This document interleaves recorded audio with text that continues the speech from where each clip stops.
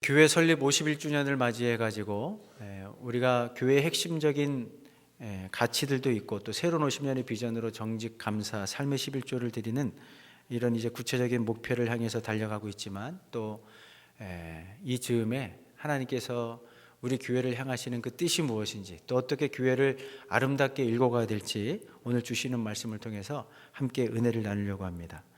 인류 역사가 시작된 이래로 사람들도 이 세상을 좀 바꿔보고 좀 살기 좋은 세상을 만들기 위해서 많은 노력들을 했습니다. 그런데 인류가 산업혁명 이후에 사람들이 해야 할 일을 기계로 대체하면서부터 단기간에 초고속 성장을 만들어냈습니다. 그래서 지구촌은 경제적이고 물질적인 관점으로 따져보자면 이 산업혁명 이전과는 비교도 할 수 없을 정도의 놀라운 이제 결과들을 가지고 많은 사람들이 그 성장과 번영을 누리고 있습니다. 그러다 보니까 현대인들은 앞으로도 과학기술이 발전하고 기계의 속도가 빨라지면 지금도 좋지만 훨씬 더 아름다운 세상이 펼쳐질 것이라는 사실을 확신하면서 이 빠른 속도를 미덕으로 삼아 이 속도를 맹신하고 있습니다. 그러니까 우리 주변에 들려오는 소리가 주로 속도, 더 빨리, LTE급 이런 소리들을 많이 듣게 되는 이유가 여기에 있는 거죠. 그러나 이런 빠른 문화, 이게 꼭 좋은 것만 만들어낸 것이 아니라 되돌이킬 수 없는 심각한 폐해들도 여기저기서 많이 나타났습니다. 여러분들 산업화에 따른 이산화탄소와 또 온실가스의 과다 배출은 단순히 대기오염의 수준을 넘어가지고 오존층을 파괴하고 또 지구를 온난화시키면서 땅이 사막화되고 빙하가 녹아내리고 해수면의 온도가 상승하고 기상이변이 나타나고 자연재해가 빈번해지고 생태계가 파괴되고 교란되고 이제는 되돌이킬 수 없는 엄청난 폐해들이 나타나고 있다는 것을 우리가 지금 살면서 목격하고 있는 거죠. 이것만 그렇지 않습니다.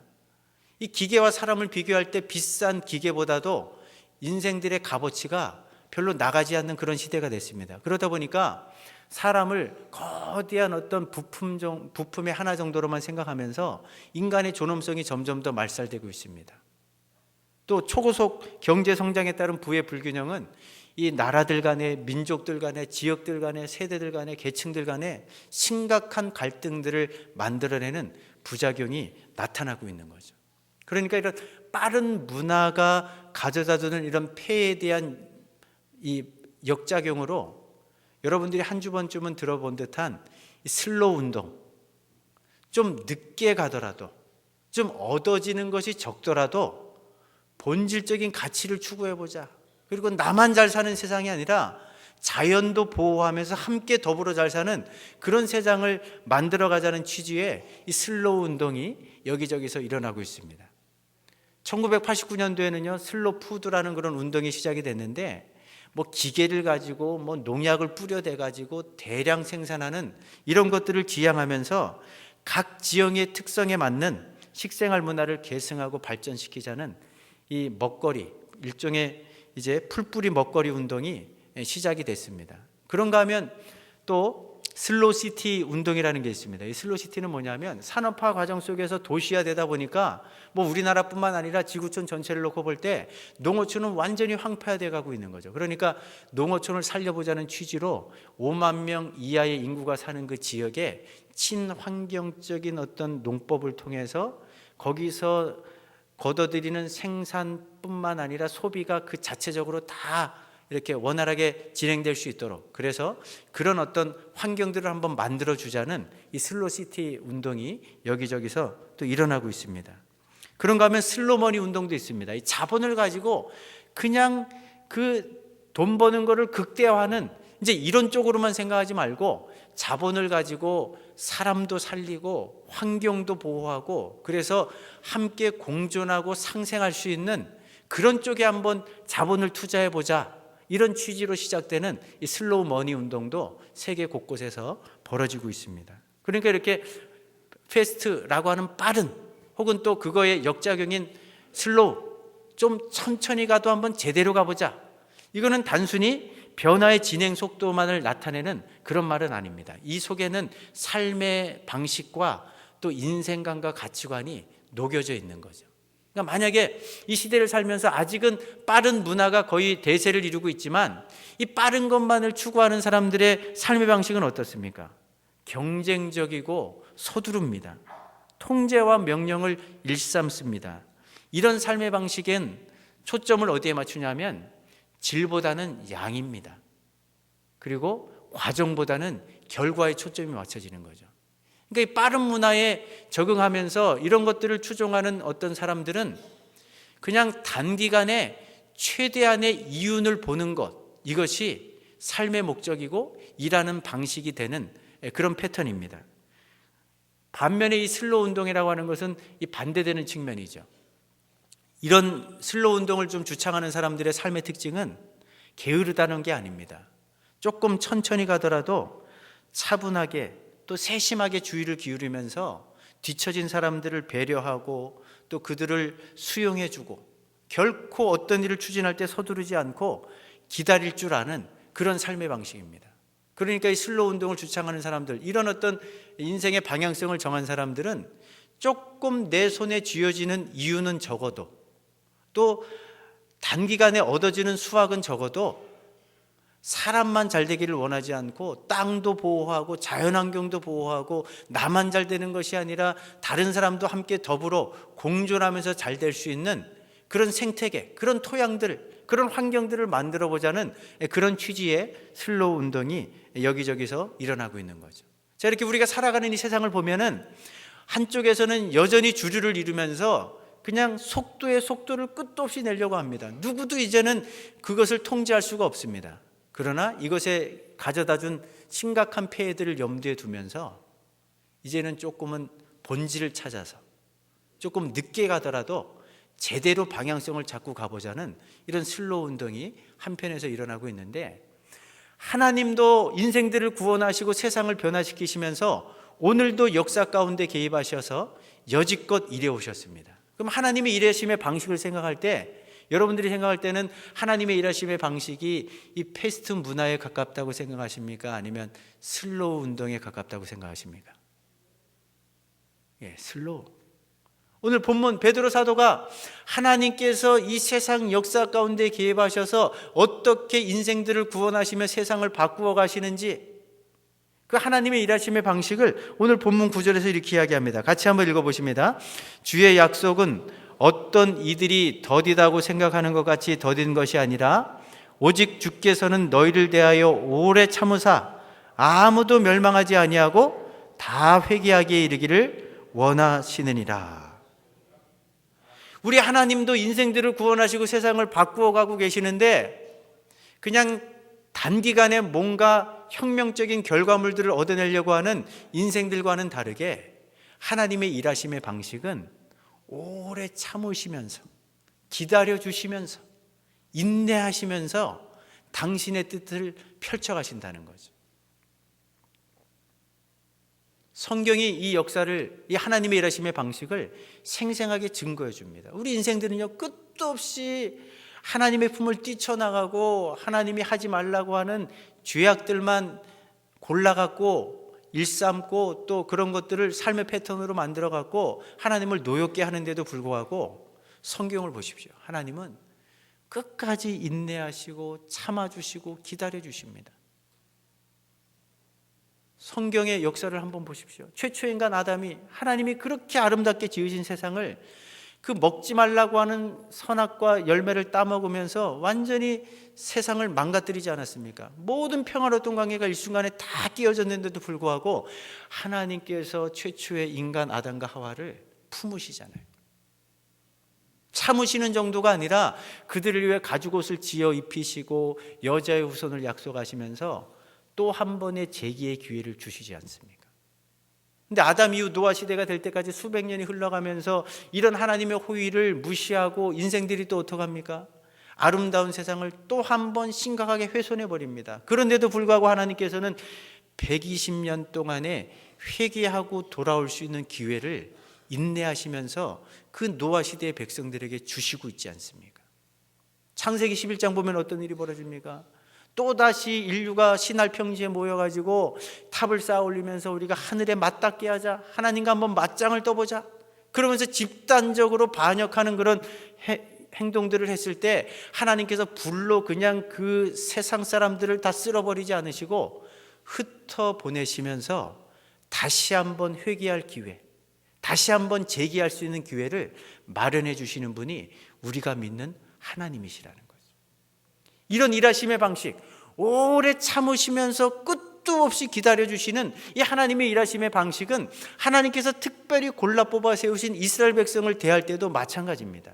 이스라엘 백성도 사실은 별반 다르지 않았습니다. 이방 민족들과 똑같이 특별한 사랑은 받았음에도 불구하고 끝도 없이 하나님께 저항하고 불순종하고 또 불신앙의 그런 모습으로 살아왔습니다. 성경을 보시면 그 출애굽의 엄청난 사건을 경험하고 난 다음에도 광야 40년 기간 동안 적과 꿀이 흐르는 약속의 땅 가나안에 들어갔음에도 불구하고 사사시대 왕정시대를 거쳐 1000년 넘게 지속적으로 하나님께 저항하고 반항하고 하나님의 법을 뛰쳐나가지 않습니까? 여기서 그들의 불순종은 멈추지 않습니다. 나중에 바벨론 포로 생활을 하고 또 그 포로 생활 가운데 은혜를 베푸셔서 귀환하게 하시고 말라기 마지막 선지자가 활동하게 하심에도 불구하고 끝도 없이 이들의 타락과 또 범죄 행위는 지속된 거죠. 근데 하나님은 포기를 하지 않으세요. 끝까지 기다려 주시는 거예요. 구약시대가 끝나고 하나님께서 이 방법 가지고는 안 되겠구나, 그래서 새로운 신약시대를 여시면서 이제는 하나님이 직접 이 땅에 내려오시지 않습니까? 하나님의 아들로 예수님이 이 땅에 오셨습니다. 예수님은 어떻게 또 행동하십니까? 만나는 사람들마다 품어주시고 또 그들의 연약함들을 보듬어주시고 참아주시고 심지어는 12제자를 보세요. 곁에 두셨고 끝도 없이 그들에게 많은 교훈의 말씀들을 주셨는데도 불구하고 좌충우돌 끝도 없이 그 말씀과는 대치되는 그런 행동들을 하는데 예수님께서 계속해서 기다려주시잖아요. 참아주시잖아요. 인내하시잖아요. 세상의 빛으로 이 땅에 오신 그 예수님을 알아보지 못하고 유대인들이 결국은 핍박하는 정도가 아니라 십자가에 못 박아버리지 않습니까? 그런데 십자가에서 예수님이 어떻게 길이 참으시면서 그들을 품으십니까? 아버지여, 저들의 죄를 용서해 주십시오. 저들이 지금 어떤 엄청난 일을 벌이는지 저들이 알지 못하고 하는 죄들입니다. 끝도 없이 참으시면서 품어주시고 이해하시고 용서해 주시는 분이 우리 주님이시라는 거죠. 그 주님이 십자가의 죽음과 부활을 통해 구원을 완성하신 다음에 하늘로 올라가시자마자 성령을 보내십니다. 당신의 핏값으로 이 땅에 교회를 세우시고 교회를 통해서 끝도 없이 기다리시면서 오늘도 구원의 역사를 만들어 가신다는 거죠. 그러니까 이 사실을 베드로 사도가 묵상하면서 하나님의 일하심의 방식, 이 오래 참으시는 하나님이 끝도 없이 기다려주시면서 모든 사람들이 회개하고 돌아오기를 원하시는 이런 하나님의 포기하지 않는 사랑이 있기 때문에 오늘 세상이 이만큼이라도 변화되고 또 이렇게 수많은 인생들이 구원의 자리로 나오고 있다는 것을 베드로 사도가 우리에게 증거해주고 있다는 거죠. 만약에 하나님의 일에 오래 참으심이 아니었다면 우리 인생들처럼 막 그냥 조바심을 내고 일정 기간 동안 기다려주다가 참아주다가 이제 한계 상황에 도달하면 완전히 판을 깨버리고 판을 뒤엎어버리는 그런 분이었다면요, 세상 역사가 지금까지 결코 지속되지 못합니다. 제가 성경을 볼 때 적어도 7번 정도의 세상 역사가 끝장날 수밖에 없는 위기의 순간들이 있었어요. 최초 인간 아담과 하와가 선악과의 열매를 따먹는 순간 인생들은 다 심판받고 죽어야 됩니다. 근데 하나님이 참아주시잖아요. 120년 동안의 유예 기간을 뒀음에도 불구하고 결코 죄에서 돌이킬 수 없었던 인류를 사실은 홍수로 다 쓸어버리시고 심판하셔야 되는데 그 한가운데서 노아의 가족들을 살려주시잖아요. 신할 평지의 바벨탑에 모여들었던 그 인생들 불로 심판하면 다 소멸해버리고 그냥 인류 역사는 끝장나 버리는 거예요. 근데 흩어버리시면서 또 한 번의 기회를 주시지 않습니까? 선택받은 이스라엘 백성도 마찬가지죠. 광야 40년 내내 끝도 없이 불평하고 원망하는 백성들, 적과 꿀이 흐르는 가나안 땅, 그 약속의 땅에 들어가서도 사사시대 내내, 왕정시대 내내 1000년 넘게 동안 끝도 없이 우상을 섬기며 불신앙과 불순종의 자리로 나가는 이 백성들, 왕정 시대가 끝났을 때 하나님이 그 이스라엘 백성들을 내쳐버릴 수도 있었습니다. 심지어는 바벨론 포로 귀환 이후에 마지막 선지자를 세웠음에도 불구하고 또다시 죄악을 일삼는 이스라엘 백성들을 끝장내 버릴 수도 있었어요. 근데 하나님은 결코 포기하지 않으신 거죠.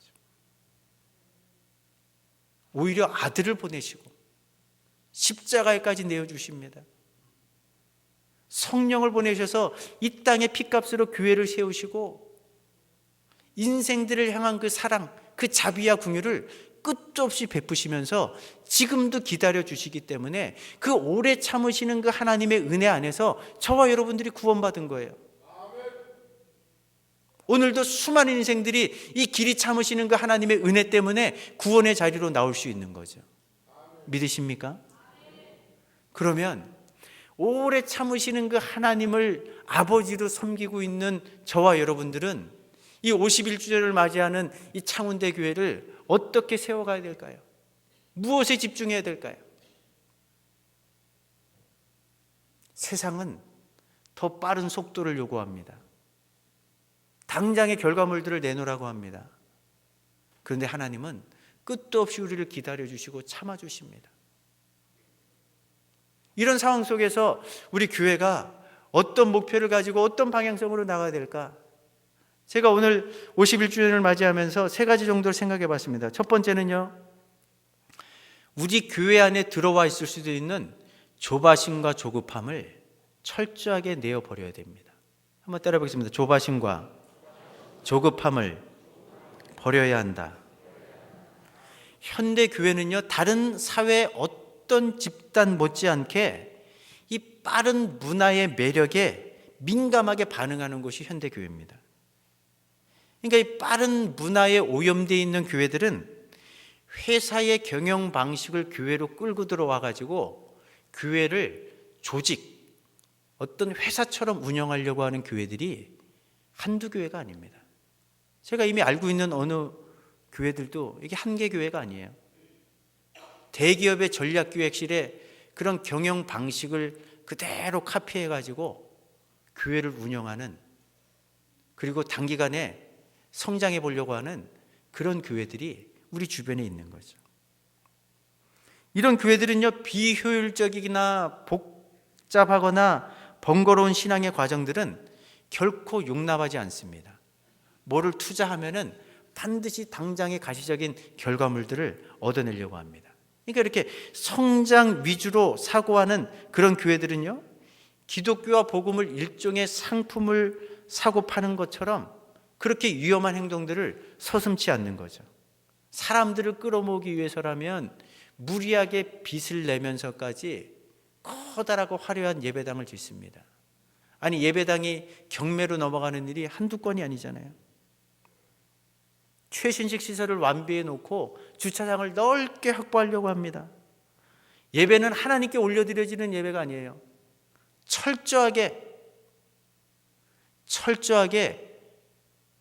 잘 짜여진 일종의 퍼포먼스가 되고 마는 거죠. 공연입니다.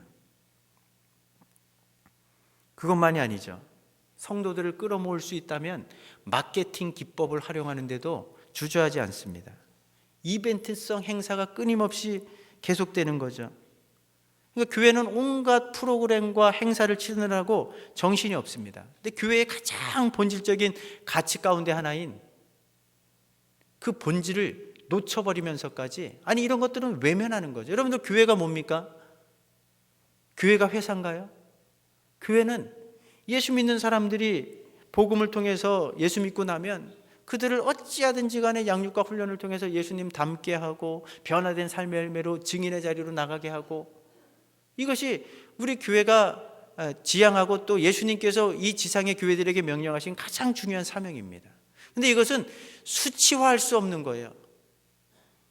당장의 눈으로 보여지지 않는 부분입니다. 그러니까 교회의 가장 본질적인 이런 가치들은 외면하고, 오뚜르지 신경 쓰는 게 외적인 규모를 좀 키워보기 위해서, 또 유독 관심을 기울이는 것은 주일 출사 성도가 몇 명이냐, 교회 재정이 얼마나 되느냐, 그런 데만 관심을 기울이는 이런 것들이 점점 더 많아지는 거죠. 성도들도 불확실성 속에서 사실은 믿음이라고 하는 것은 때로는 신앙의 도전과 모험이 필요한 것인데 절대로 그런 위험을 감수하면서 신앙의 모험과 도전을 하려고 하지 않습니다. 완벽하게 모든 것이 갖춰진 온실 안에서 충분히 예측 가능한 그런 상황 속에서만 움직이려고 하고 신앙생활하려고 하는 이런 풍토들이 점점 더 자리매김하고 있는 거죠. 그러면서 우리는 한번 반성해 봐야 됩니다. 우리 교회 안에 들어와 있는 인본주의적인 요소들은 뭔가? 세속적인 사고방식은 뭔가? 오랜 세월 동안 굳어져 버린 구습 혹은 반드시 제거해야 되는 악습이 혹 있지 않는가? 그런 면에서 빠르게만 뭔가를 추진하려고 하는 그런 어떤 방향성 속에서 나타날 수 있는 여러 가지 부작용들을 철저하게 차단하고, 조금은 더디가는 것 같지만 교회는 회사가 아닙니다. 가장 본질적인 이 생명의 가치를 귀하게 여기면서 정말 하나님이 기뻐하시는 그런 교회로 우리 창원대 교회를 세워가는 일에 앞장설 수 있기를 주의 이름으로 축복합니다. 두 번째로 우리가 생각해야 될 것은 그런 측면에서 예수님을 닮아가는 성품을 개발하는 것이 교회의 가장 본질적인 가치라는 것을 잊으시면 안 됩니다. 한번 따라 보십니다. 예수님을 닮아가는 성품을 개발해야 한다. 오늘 구원받은 저와 여러분들의 인생의 최대 목표는 뭐가 되어야 될까요? 하나님께서 우리를 구원하신 이유가 무엇이라고 생각하십니까?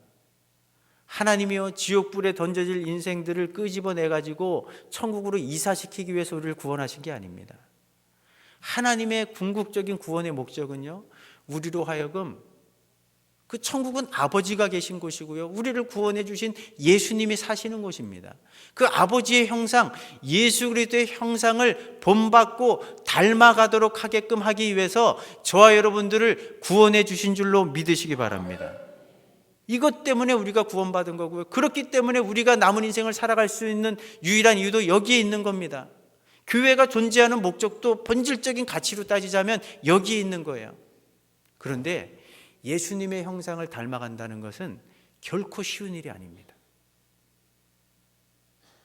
단기간에 이루어질 수 있는 것도 아니에요. 예수님의 12제자를 생각해 보세요. 얼마나 예수님 곁에 있지만 그 예수님의 수많은 가르침을 받았음에도 불구하고 끝도 없이 틈만 나면 자기 공과를 인정해 달라고 하고 또 높아지려고 하면서 서로 막 아웅다웅 싸우지 않습니까? 구약의 이스라엘 백성들 생각해 보십시오. 얼마나 많은 말씀들을 접했습니까? 얼마나 많은 말씀들을 통해서 깨달음을 얻습니까? 그런데도 불구하고 그 말씀을 잊고 하나님을 만나기 이전의 옛날 모습으로 얼마나 손쉽게 돌아가는지, 얼마나 재빠르게 돌아가는지 우리는 성경을 통해서 교훈을 얻게 되는 거죠. 다른 사람 볼 것도 없습니다. 나를 생각해 보세요. 내가 예수 믿고 지금 얼마나 많은 시간이 지났는데 어느 정도 내 삶 가운데, 내 성품 가운데 예수님을 닮아가는 그런 형상들이 지금 만들어지고 계십니까? 우리도 수도 없이 말씀을 듣잖아요. 읽기도 하고 말씀 붙잡고 기도하기도 하고 큐티도 하고 암송도 하고 수많은 말씀들을 배워가는데 우리 성품이 쉽게 바뀌던가요? 잘 안 바뀌잖아요. 그러니까 이 성품을 바꾼다는 것은 결코 가벼운 일도 아니고 쉬운 일도 아니고 단기간에 되는 일도 아니지만 그렇다고 해서 절대로 포기할 수도 없습니다. 왜? 여기에 우리가 구원받은 이유가 있고 남은 인생을 살아갈 이유가 바로 여기에 있고 하나님이 그 아들의 피값으로 교회를 세우신 이유가 바로 여기에 있기 때문입니다. 그러니까 바울이 이 부분과 관련해서 어느 정도로 자신의 인생 가운데, 삶 가운데 예수님의 형상이 드리워지기를 위하여 힘쓰고 애쓰는지를 이렇게 고백하는 거죠. 갈라디아서 4장 19절 말씀을 같이 한번 읽어보십니다. 시작. 나의 자녀들아, 너희 속에 그리스도의 형상을 이루기까지 다시 너희를 위하여 해산하는 수고를 하노니. 여러분들, 갈라디아 교인들에게 이런 고백을 하고 있는 바울이 그 자신의 인생 가운데 예수님의 형상이 드리워지기를 위해서 얼마나 힘쓰고 했었는지 우리는 알고 있습니다. 로마서 7장 보세요. 예수님의 성품을 좀 닮아가고 싶은데 그 위대한 사도 그 바울도요, 자기 마음속을 들여다보니까 끝도 없이 세상을 따르려고 하는 육신의 생각과 하나님의 뜻을 따르려고 하는 성령의 생각이 날마다 충돌하는 거예요. 날마다 마음판이 전쟁터입니다. 어떤 때는 너무너무 괴로워가지고 오호라 나는 곤고한 사람이로다, 누가 나를 좀 이 사망의 몸에서 나를 좀 건져낼 수 있을까 탄식하며 절규합니다. 그러나 포기하지 않습니다. 그런데 날마다 정과 욕심을 십자가에 못 박아버리고 이제 전쟁이 끝난 것 같으면 그 다음날 일어나 보면 또다시 정과 욕심이 스물스물 올라오는 거예요. 그러니까 바울이 그러나 이런 과정 속에서 절대로 포기하지 않고 그가 고백하는 게 뭡니까? 나는 날마다 죽노라. 왜 그렇습니까? 예수님의 성품을 닮아가는 것은요, 수치화할 수가 없는 부분이에요. 눈으로 확인할 수도 없는 부분입니다. 단기간에 드러나지도 않는 부분이에요. 그러나 아무리 세월이 오래 걸리고 또 아무리 많은 수고가 뒤따라야 되지만 이 일만큼은 절대로 포기할 수 없는 거죠. 이게 우리의 존재 목적이기 때문에.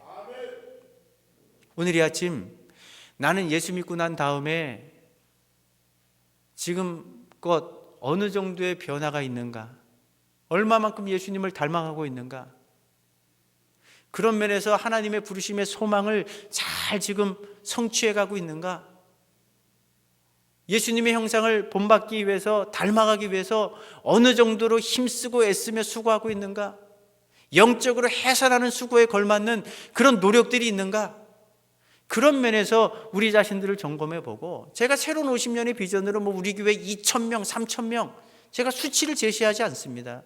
그거는 옛날의 산물이에요.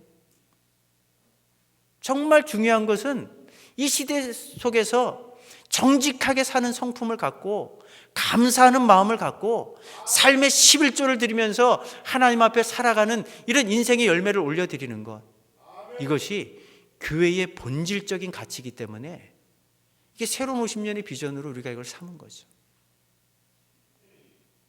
지금 내가 예수 믿고 나서 어느 정도의 자리에 와 있는지 여러분들의 삶을 점검해 보시면서, 하나님, 다른 그 무엇보다도 주님의 성품을 본받고 그 주님의 성품을 닮아가고자 하는 것이 내 인생 최대의 목표가 되게 도와주시고, 바울처럼 이 일을 위해서라면 영적인 해산의 수고를 아끼지 않는 그런 은혜를 저에게도 좀 주십시오.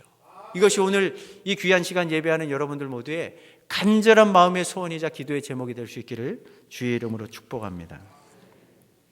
세 번째로 우리가 생각해 볼 것은요, 이 교회를 놓고 생각할 때 사랑으로 하나 된 공동체성을 반드시 회복해야 됩니다. 한번 따라해 보십니다. 사랑으로 하나 된 공동체성을 회복해야 한다. 사회가 산업화, 도시화되면서 사람들에게 굉장히 편리하고 유익한 많은 것들을 가져다 줬지만 이미 우리는 시골의 정겨움은 사라져 버렸다는 것을 다 잘 알고 있습니다. 사람들은 내 주위에 많은 것 같은데 현대인들은 점점 더 외로워하고 있습니다. 점점 더 분위기는 삭막해지고 있습니다. 아니, 하다못해 담벼락 하나의 사이에 둔 이웃집하고도 교제하기가 어렵습니다. 프라이버시가 최고의 가치로 사람들 마음속에 자리 잡고 있다 보니까 삶을 오픈한다는 것, 가정을 오픈한다는 것, 그건 웬만해 갖고 쉽지 않은 일입니다. 이런 풍조와 맞물려 가지고 사실은 현대 교회도 교회의 가장 본질적인 또 다른 가치 가운데 하나인 이 공동체성을 잃어버릴 확률이 굉장히 많아진 거죠. 도시 속에, 우리 교회만 보더라도 사람이 많이 모여 사는 이 도시 속에 있는 교회들은 수백 명, 수천만 모이는 교회들이 점점 더 많아지고 있어요. 근데 구조상 진짜 주 안에서 하나 된 사랑, 그 영적인 가족의 그 친밀함, 그것을 통해 교회의 가장 생명력 넘치는 본질인 이 공동체성을 확인하기가 우리 교회도 어려운 구조입니다. 오늘 지금 옆에 앉아 계신 분들 이름이나 제대로 알고 계세요? 제가 어제 성장반 훈련을 하면서 우리 집사님들에게 질문을 던져봤습니다. 우리 교회 50년을 다녔던, 30년, 40년을 다녔던 이름 아는 정도 말고 진짜 그분이 어떤 과정을 통해서 예수님을 믿고 있는지, 그 가정에 지금 기도 제목은 뭔지, 어떤 고민이 있는지, 그러면서 마음 속 깊은 얘기를 나눌 수 있는 그런 교제권을 갖고 있는 사람이 몇 명이나 되는지 한번 헤아려 보라고. 이렇게 주일날만 반짝 와가지고 예배드리고 가는 것을 가지고 주님은 교회라고 말씀하지 않습니다. 진짜 교회라면 세상 어떤 모임과 집단을 통해서도 경험할 수 없는 주 안에서 하나 된 친밀한 사랑, 또 속 깊은 얘기를 나누고 또 서로 기도해주고 중보해주고 위로해주고 격려해주고, 야, 우리가 천국 가면 이런 일이 벌어지겠구나, 그것을 미리 맛볼 수 있는 그런 공동체성을 경험하는 곳이 교회가 되어야 된다라고 주님은 말씀하고 계시는 거죠. 예수님께서 어떤 교회 공동체를 원하셨는지 사도행전 4장 32절 말씀 보면 우리가 확실히 확인해 볼 수 있는데요. 같이 한번 읽어보십니다. 4장 32절 말씀 시작. 사도행전 4장 32절 말씀 제가 한번 읽어드립니다. 믿는 무리가 한 마음 한 뜻이 되어 모든 물건을 서로 통용하고 자기 재물을 조금이라도 자기 것이라 하는 이가 하나도 없더라. 뭘 말하는 거예요? 예수님은요, 이런 공동체를 원하신 거예요. 에이, 목사님 어떻게 현실적이지 않은. 예수님은요, 단 한 번도 당신의 핏값으로 교회를 세우셨기 때문에 교회가 이런 곳이 되어야 된다라는 이 목표를 절대로 하향 조정하지 않습니다. 그런데 우리는 너무 쉽게 타협해버리는 거죠. 생각해 보세요. 지금 이렇게 주일 예배, 우리 교회 상황만 놓고 보더라도 이런 구조로만 예배를 드리신다면 10년, 20년을 다녀도 밖에서 만나면 이분이 나와 같은 교회를 다니는 분인지 얼굴도 구분하지 못하는 경우가 다반사지 않습니까? 나중에 천국 가가지고 당신도 창원대 교회 다녔어요? 이런 해프닝들이 얼마든지 벌어질 수 있는 구조죠. 그런데도 자꾸 숫자만 늘어나길 원하십니까? 숫자에만 신경을 쓰시겠어요? 아니, 교회를 같이 다니는데도 얼굴도 모르고 이름도 모르고 성도 몰라요. 그분의 기도 제목도 몰라요. 삶도 나누지 못해요. 그러면서 숫자가 많아진 교회를 하나님께서 기뻐하시겠습니까? 그런 면에서 교회가 이렇게 외적으로 규모가 커지는 그걸 하나님이 기뻐하시겠어요? 그런 면을 생각해 보면 이 교회의, 우리 교회의 구조 속에서 교회의 공동체성을 맛볼 수 있고 경험할 수 있는 모임은 딱 한 가지 모임밖에 없어요. 그게 뭔지 아십니까? 뭘 것 같으세요? 구역밖에 없습니다. 구역. 여러분들 이렇게 성가대도 귀하게 계시고 예마 나눔 장애인사역 경로대학 많은 사역들이 펼쳐지고 교사도 귀하죠. 남전도회 여전도회도 있습니다. 그런 모임을 통해서, 그런 만남을 통해서 속 깊은 얘기를 나눌 수 있으신가요? 진짜 말씀에 근거해서 위로하고 권면하고 진짜 뜨겁게 기도해주고 삶의 그 친밀함을 가지고 이 지속적으로 교제할 수 있는 모임은 구역밖에 없어요. 저희 교회가 주보에 이 구역 통계를 내는 이유가 있습니다. 이건 본질과 관련된 부분이기 때문에. 저는요, 주일 출석교회 성도들이 줄어드는 것보다 구역 모임 숫자가 줄어들 때 더 가슴이 아파요. 우리 교회 안에도요, 많은 한 140여 개 구역이 있는데 진짜 모범적으로 잘하는, 그래서 제가 말하려고 하는 이 공동체성을 이미 누리고 있는 구역들도 많습니다. 그런 얘기 들을 때마다 제 마음이 얼마나 흐뭇한지 몰라요. 그러나 새로운 50년을 내다보면서 획기적으로 좀 보충돼야 될 부분도 너무 많습니다. 아시는 것처럼 남자 구역은 거의 전멸이지 않습니까? 구역은 형성됐지만 모이지 않는 구역이 태반이에요. 이렇게 해가지고 어떻게 공동체성이 회복되겠어요? 그러니까 빨리 양육되고 훈련돼가지고 다음 세대를 세우는 교사로, 구역장으로 재직들이 다 헌신을 해가지고 넉넉한 자원을 가지고 이 구역들이 활성화되면서 야, 진짜 세상 어떤 모임에서도 경험할 수 없었던 이런 주 안에서 하나 된 사랑, 바로 이런 게 교회구나. 천국 가면 이 성도들 간의 교제와 만남이 이런 분위기 속에서 이루어지겠구나. 이런 것들을 만들어낼 수 있어야 된다는 거죠. 이게 가장 중요한 관심사가 돼야 되는 겁니다. 그런 면에서 이렇게 주일 예배만 드리시고 구역 모임에 참석하지 못하시는 분들, 여러분들이 한번 깊이 생각해 보셔야 돼요. 내가 왜 교회를 다니는가? 내가 다니고 있는 교회의 본질은 뭔가? 교회의 생명력은 어떻게 확인이 되는가? 나는 10년, 20년 나는 다른 사람이 내 삶 가운데 개입하는 거 원치 않고 주일 예배 중심으로 하나님과의 관계 속에서만 관계를 잘 만들어가고 이 수평적인 관계는 아무런 교제권이 없어도 상관없다. 이거는 개인의 생각이지 하나님의 생각이 아닙니다. 교회는 그런 곳이 아닙니다. 그러면 생각하면 우리 교회가 힘쓰고 애써야 될 부분이 분명히 있는 거예요.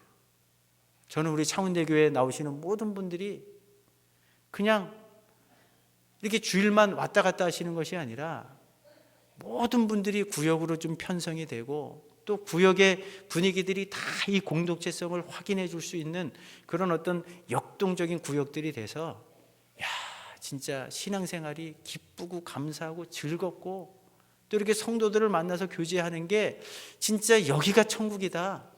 이런 어떤 간증들이 나오는, 그래서 진정한 공동체성의 회복을 통해 이 교회의 본질을 회복할 수 있는 그런 교회가 될 수 있기를 주의 이름으로 축복합니다. 말씀을 맺겠습니다. 현대의 많은 교회들은 외적인 규모와 숫자와 재정만을 염두에 두면서 빠른 문화에 오염돼 가고 있습니다. 그럼 우리 교회만큼은 우리 교회의 본질적인 가치가 어디 있는지, 또 오래 참으시는 그 하나님의 성품을 본받아서 이 창원대교회의 미래를 어떤 데 초점을 맞춰가고 세워가야 될지를 깊이 고민해 보시면서 개인적인 차원에서는 주님 앞에 서는 그날까지 예수님 닮아가는 성품을 끊임없이 개발하게 도와주시고 주 안에서 하나 된 그 사랑을 나눌 수 있는 공동체성을 회복할 수 있는 그런 교회 되게 해 주십시오. 또 이 일에 내가 먼저 앞장서고 헌신할 수 있는 은혜를 허락하여 주시옵소서. 그래서 하나님이 기뻐하시고 하나님께서 마음껏 사용하시는 그런 교회로 우리 창원대교회를 세워갈 수 있는 우리 모든 성도들 될 수 있기를 주의 이름으로 축복합니다. 좋으신 하나님, 교회 설립 51주년을 맞이하며 우리가 살아가는 시대의 보편적인 흐름과 그 한가운데에서 우리가 어떤 교회의 본질적인 가치를 추구해야 되는지 오늘 이 주신 말씀을 기억하며 우리 자신들 모두가 주님을 닮아가는 그런 성품 개발에 전력 투구하게 도와주시고 교회의 공동체성의 회복을 위해 그것을 구현해낼 수 있고 맛볼 수 있고 경험할 수 있는 이 구역을 활성화시키는 일에 내가 먼저 앞장설 수 있는 은혜들을 허락하여 주시옵소서. 예수님 이름으로 기도합니다. 아멘. 우리 다 같이 일어나셔서 헌신송 함께 부르시겠습니다.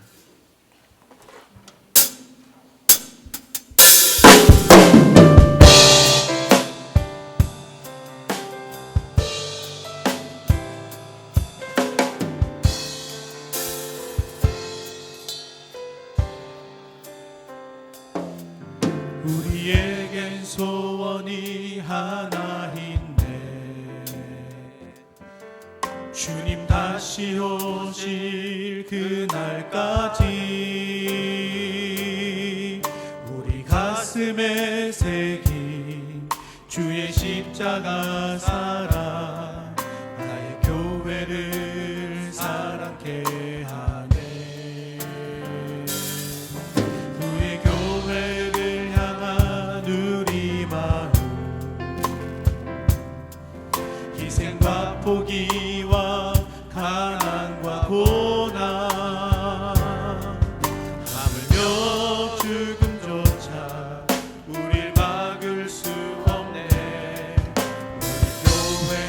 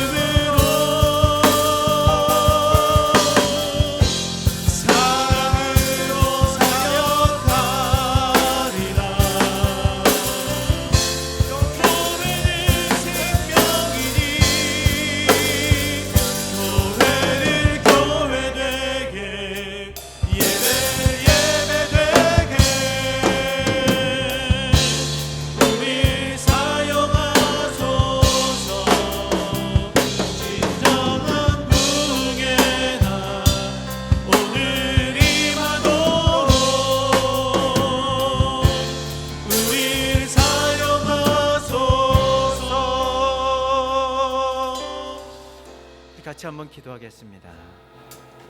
사랑의 하나님, 지난 51년 동안도 은혜의 여정으로 여기까지 인도해 주셨는데, 하나님, 우리 교회 안에 새로운 50년을 내다보면서 인본적인 요소나 세속적인 흐름이나 구습이나 악습은 다 제거되게 도와주시고, 생명의 교회의 본질적인 가치, 예수님을 닮아가고 주 안에서 하나 된 사랑을 구현할 수 있는 공동체성을 회복하는 일에 내가 먼저 앞장서고 일에 헌신할 수 있는 은혜를 허락하여 주셔서 주님이 끝까지 주목하시는 교회, 주님의 손에 붙들림 받아 마지막까지 쓰임받는 교회가 바로 우리 창운대 교회가 되게 하여 주시옵소서. 이런 을 달라 우리 합심해서 목소리 함께 기도하겠습니다. 좋으신 아버지 하나님, 은혜를 감사합니다. 주의 교회를 향한 우리 마음, 희생과 포기와 가난과 고난, 하물며 죽음조차 우릴 막을 수 없네. 주님이 아버지를 믿게 기뻐하시는 교회를 예배되게 우릴 사랑하소서. 진정한 부흥의 날 오늘 임하소서. 우릴 사용하소서. 이제는 우리 주 예수 그리스도의 은혜와 아버지 하나님의 그 크신 사랑하심과 성령님의 감화 감동하심의 역사가 오래 참으시는 그 하나님의 그 성품을 본받아